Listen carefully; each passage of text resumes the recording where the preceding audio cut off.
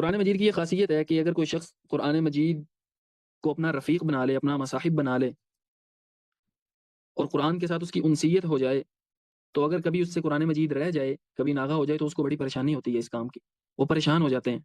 آگے یہ بات تفصیلاً آئے گی۔ تو سلف صالحین رحمہ اللہ بھی اسی طرح تھے کہ یومیہ حزب کے رہ جانے پہ وہ پریشان ہو جاتے تھے۔ ابو داؤد الحفری رحمہ اللہ بیان کرتے ہیں، میں محدث و زاہد کرز بن وبرہ رحمہ اللہ، جن کی وفات 110 ہجری میں ہے، میں ان کے پاس آیا تو میں نے دیکھا وہ زار و قطار رو رہے ہیں۔ میں نے پوچھا آپ کس وجہ سے رو رہے ہیں؟ تو انہوں نے بتایا، ان بابی مغلق وان ستری لمسبل ومنعت حزبی ان اقرأه البارحہ وما هو الا من ذنب احدثته۔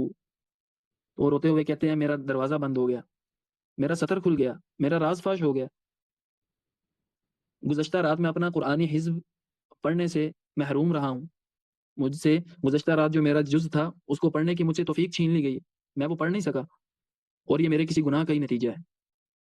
اور ایک روایت میں آتا ہے کہ انہوں نے کہا، عجزت عن حزبی وما اراہ الا بذنب وما ادری ما ہوا، میں اپنا حزب پڑھنے سے عاجز آ گیا، اور یہ لازمی طور پہ میرے کسی گناہ کا نتیجہ ہے، یہ گناہ کا وبال ہی میں اسے سمجھتا ہوں، اور مجھے معلوم نہیں ہے وہ کس گناہ کی سزا مجھے یہ ملی ہے کہ میں اپنا حزب نہیں پڑھ سکا۔ اسی طرح ابو سعید رحمہ اللہ بیان کرتے ہیں کہ گزشتہ رات میں اپنے ورد سے سویا رہ گیا، پوری رات میں سویا رہا، صبح ہوئی تو میں نے انا للہ و انا الیہ راجعون یہ کلمہ پڑھا۔ کہتے ہیں سورۃ البقرہ میرا ورد تھا اس دن، میں نے سورۃ البقرہ کی رات تلاوت کرنی تھی۔ کہتے ہیں اس کے بعد میں جب سویا تو میں نے خواب میں دیکھا کہ ایک گائے مجھے کچل رہی ہے۔ تو اس طرح سلف صالحین رحمہ اللہ قرآن مجید سے دوری پر پریشان ہو جایا کرتے تھے۔